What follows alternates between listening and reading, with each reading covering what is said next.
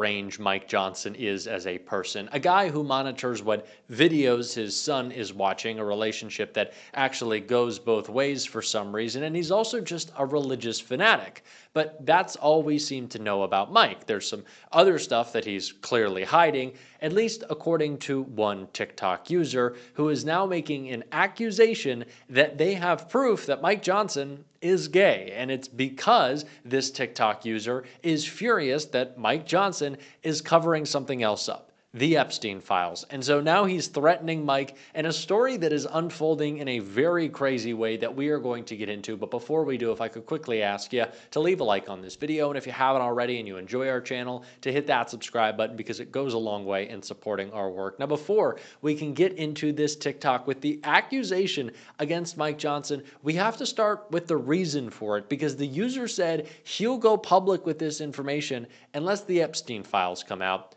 And it's not just the Epstein files, it's the swearing in of one member of Congress. The brewing fight over Adelita Grijalva's congressional swearing in the Epstein files. Democrat Adelita Grijalva cruised to a landslide victory last week, winning her congressional special election by roughly 40 points. Once sworn in, she'll be Arizona's first ever Latina congresswoman, succeeding her father, the late Rep. Raul Grijalva, and she'll narrow the GOP majority in the U.S. House. Republicans will hold 219 seats to the Democrats' 214, with 2 vacancies remaining. What's more, upon arriving on Capitol Hill, she's also said that she intends to sign a pending discharge petition to force disclosure of the Jeffrey Epstein files currently being held back by Donald Trump's Justice Department. Proponents of the effort are currently 1 member short of 218 signatures, but Grijalva's support would trigger a process that House Speaker Mike Johnson would be largely powerless to stop. All the Arizonan has to do is wait for the chamber to return from its current break, at which point she can take the oath of office. At the heart of the matter is a question about how best to deal with routine electoral bureaucracy. In theory, Grijalva should be sworn into Congress on October 7th, the day members get back to work. This would be consistent with standard practice. But there are growing concerns that Republican leaders in the chamber will try to delay Grijalva's swearing in until officials in Arizona certify the special election results, which, again, were not close, but will take weeks. The House Speaker's office hasn't elaborated on its plan, saying only that the chamber would wait for the appropriate paperwork, but as a practical matter, Congress has already received the appropriate paperwork. Arizona's Secretary of State's office notified the House clerk last week that Grijalva is the unofficial election winner based on the lopsided result. Okay, so what does this have to do with the accusation that Mike Johnson is gay? Well, like I said, the TikTok user who said that they had information confirming this to be the case in the form of a certain dating platform in which Mike Johnson allegedly has a profile, this user said unless Adelita Grijalva is sworn in, he's going to release this information. But it's not just because of Epstein. It is also because of a pending government shutdown that, of course, Mike Johnson is lying about.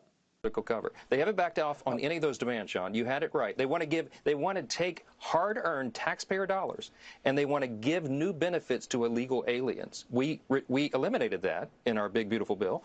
They want to bring it back. They want to prop up NPR and PBS. They want $500 million. That's their demand in their counteroffer, to prop up the Corporation for Public Broadcasting again. We're not doing that. Left-leaning media outlets don't need to be funded by taxpayers.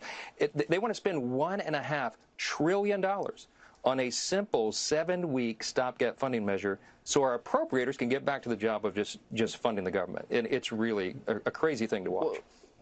So Johnson is preventing Adelita Grijalva from being sworn in to make it easier for Republicans to get what they want done on this government shutdown and to prevent the release of the Epstein files. And one TikTok user is pissed about that, and he's threatening Johnson with the, I guess, exposing of his real private life. It's just crazy. Take a look.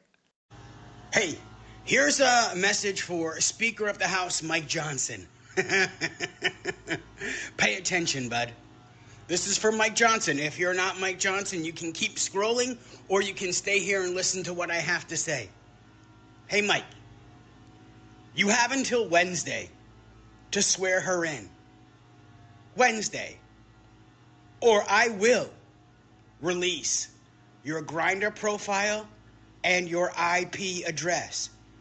I bring receipts, bitch. You're not going to sit there and actively work against LGBTQ rights and democracy. It is treason. Yeah, I'm calling you out for treason. You have until Wednesday to swear her in and let democracy take its course, or I will release your Grindr profile and your IP address. Connects both to you, Mike. The choice is yours. Do the right thing. Because I'm petty. And I'm not above this bullshit. Now, I don't want to confirm or deny anything, because how would I know? But MAGA Mike, yeah, I don't know. Interesting guy, kind of like out there, a little different. You know, if you told me Lindsey Graham, I'd be like, yeah, okay, come on. If you told me Tim Scott, I'd be like, yes. Oh, so what are we even saying here? Check the box. We already know what's going on.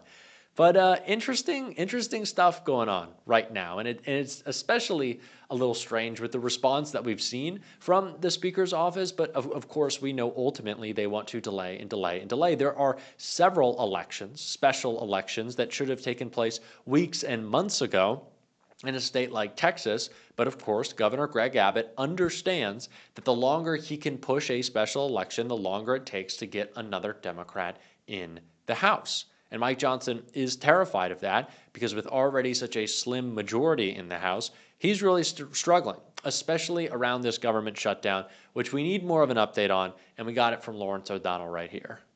Well, if you wanted to see the spot where the very first president of the United States was inaugurated, you have to travel a couple hundred miles north of Washington, D.C. George Washington actually took his first oath of office as president in Lower Manhattan on Wall Street in a spot that is now commemorated for that historic moment.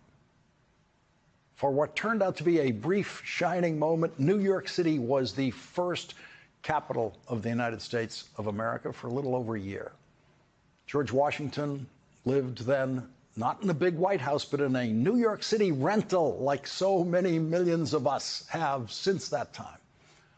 New York City in those days was, in every important sense, the center of the United States of America. And for a brief, shining moment today, New York City was, in a sense, the center of our political world once again. Two guys from Brooklyn and a guy from Queens walk into a room to discuss the immediate future of the government of the United States of America. It's all up to them. If those three New Yorkers reach an agreement, the government continues its normal operations. If they don't, the government shuts down. They didn't reach an agreement today. And so we are now 26 hours away from Donald Trump's next shutdown of the American government. The last time the government shut down was the last time Donald Trump was president. One of the guys from Brooklyn reminded the guy from Queens that there were no government shutdowns when Joe Biden and the Democrats were in charge. When I was leader, we negotiated 4 times with Republicans, and we never had a shutdown. And so it's up to the Republicans whether they want to shut down or not. The two guys from Brooklyn tried to explain to the guy from Queens that he was hurting people who cannot afford dramatic increases in their health insurance costs. But trying to explain that to the guy from Queens isn't easy because he doesn't know those people who struggle with the cost of health care. The guys from Brooklyn went to local Brooklyn public schools. Chuck Schumer, now the Democratic leader of the United States Senate, is a proud graduate of James Madison High School on Bedford Avenue in Brooklyn. Hakeem Jeffries, now the Democratic leader of the United States House of Representatives, is a proud graduate of Midwood High School on Bedford Avenue, about 10 blocks north of Chuck Schumer's high school. And Donald Trump is the rich kid from Queens who now occupies an Oval Office he has stained with the vulgarity of his obsession with gold, and he went to boarding school. Boarding school is not the place where you meet people whose families have trouble paying the bills. The golf courses where Donald Trump spends his weekends, including this weekend, when he could have been working on funding the government, are not the kinds of places where Donald Trump's going to meet people who have trouble paying for their health insurance. He laid out to the president some of the consequences of what's happening in health care. And by his face and by the way he looked, I think he heard about them for the first time. The closing of rural hospitals. The fact that so many clinics are closing. And I don't know if he knew this before. Of course he heard it for the first time. Of course he couldn't possibly have known it before. Or he would have taken the situation more seriously, right?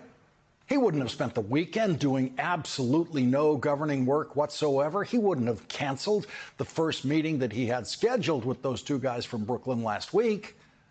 Would Donald Trump have spent Saturday slumped in a golf cart, exhausted, while playing golf with his granddaughter? If Donald Trump knew what was at stake in the funding of the government, would he have been posting on social media, sending out a quote, all necessary troops, this is what he said, all necessary troops to protect a ravaged war area? Ukraine? Gaza? No. Donald Trump tweeted about sending 200 National Guard troops, quote, to protect war-ravaged Portland. Portland has never been war-ravaged. No part of the United States of America has been war-ravaged since Abraham Lincoln was president, and the Confederate States that now so enthusiastically support Donald Trump were making war against the United States of America. Of course, if Donald Trump thinks Portland is war-ravaged, then his cognitive decline has reached very, very, very high speed, and it's getting faster every day. There was other evidence of that dramatic cognitive decline this weekend when Donald Trump should have been concerned about how to keep the government running, and he was instead tweeting an imaginary image of firing someone he cannot fire. There's Donald Trump. This is a real opportunity for Democrats to flex their muscles a little bit and show the American people that what Donald Trump has done to the government is use it in so many ways as his personal piggy bank.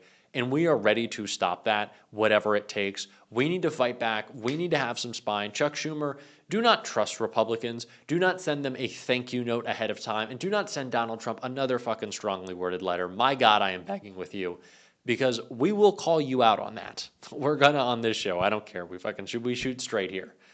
Unlike apparently Mike Johnson. I don't know. I didn't want to confirm anything. I was presenting the facts to you.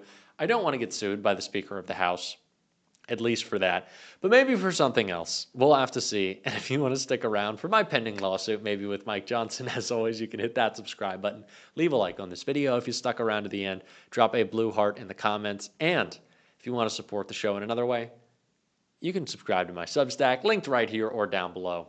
Keep on fighting. Don't let them silence you. And until next time, I'll see you soon.